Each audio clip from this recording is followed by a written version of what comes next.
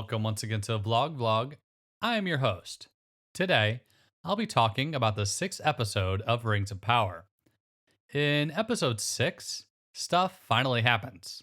We get some action, storylines start to finally intercede, and we have a mostly coherent story. It only took 413 minutes for that to happen, but there are still no rings in Rings of Power. Arguably, if they would have started with episode 6, maybe we'd have a show. If for some reason you wanted to watch, I'd probably skip the first 5 episodes. Even with that said, it's still not good. It relies heavily on crazy Looney Tunes style Rube Goldberg devices, heavy plot armor, a bunch of putties, convenient timing, and everyone acting like a bunch of morons. We also have our supposed heroine talk about committing genocide, and her arrogance is probably going to get everyone killed. Needless to say that after 6 episodes, I'm rooting for Sauron. I don't know anything about Sauron. I've never read the books, but clearly he's the good guy here. Rings of Power finally tells a coherent story after almost 7 hours of nonsense. So that was the spoiler free section. Let's get on to the spoilers and talk about what happened. Remember, I'm watching this so you don't have to. So at the beginning of the episode, it begins with the evil elf planting some seeds and talking to his kids. They sing some sort of song, light up flames, and go to the tower to get the evil sword or whatever. Unfortunately, no one's home.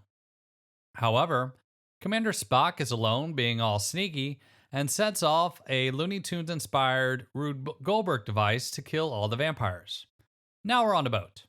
Anyway, so the elf lover's son is shoveling poop and eating an apple with one of his horses. Then, for whatever reason, he goes up onto the deck of the boat and throws the apple into the sea. Seriously, dude, just give the rest of it to the horse. Don't be a jerk. Anyway, Blonde Lady does more talking and somehow knows he's the elf lover's son. Apparently, she has super sights too, so whatever. More talking, blah blah, whatever. The queen is there too. Anyway, how did the elf lover's wife die? She drowned. So now we're back to the storyline with Commander Spock, his baby mama, and their kid. Commander Spock is trying to destroy whatever's left of the evil sword. They're also setting up some Rube Goldberg-style traps inspired by Home Alone and Looney Tunes. They have to get everyone ready to kill whatever's left of the vampires. Commander Spock also plants some seed and promises himself to his baby mama. Nighttime comes and baby mama is unable to get it up, so she kills a vampire. Lights this thing on fire, which rolls down and causing a bunch of other stuff to catch on fire, and then they kill a bunch of vampires. Commander Spock is then cornered by a really big vampire. I kept waiting for the kid to come save his dad, by stabbing the vampire in the back, but there's a twist. It was the mom. So, when they start to examine the bodies, it turns out that a bunch of the vampires were actually humans disguised as vampires. The vampires shoot the mom and a bunch of other nameless humans. They take her inside, and Spock uses his special seed magic and fire to save his girlfriend. Or I guess they're engaged now. Anyway, the evil elf wins. He wants the evil sword, and he starts killing people until the sun gives it to him. Just as that happens, the robot lady comes in with the cavalry and saves the day. But it's daytime. But for whatever reason, the vampires aren't hurt by the sun now. It's been pretty inconsistent so far. I don't know. The whole thing is stupid. The elf lover's son saves his dad, and some other stuff happens. Compared to the rest of the series, this was actually a pretty good scene. Blonde Lady is told to stop the evil elf, and Elrond goes after them too, and he trips a horse. The horse is just tripped, but he's okay. I'm glad the horse is all right. Elrond should go to jail for animal abuse. We can't have a king who would hurt baby ponies. I mean, that's not cool. Screw Elrond. Anyway, just as Elrond is about to kill the evil elf, the blonde lady stops him because she wants to torture him because she's an idiot. I mean, seriously, why does she think this is a good idea? Anyway, they gather up all the vampire kids and she interrogates the evil elf. No one checks the sword.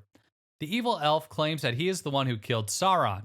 He says that Sauron was going to heal Middle Earth or something, I don't know, and he wants there to be some place for his kids. Gladriel is apparently a racist, and she says that they're all a mistake. So she's going to commit genocide. She also wants to keep the evil elf alive just so he can watch all of his children die. So yeah, she's evil. There's no way around it. Gladriel is not a good person, she is evil. Anyway, since everyone was also too stupid to check on that evil sword, it's not there. What they had was an axe. I don't know how you mistake the two, but yeah, they're idiots. So the crazy old guy has the evil sword and goes to some place to restore the sword and use it as a key for some other Rube Goldberg device.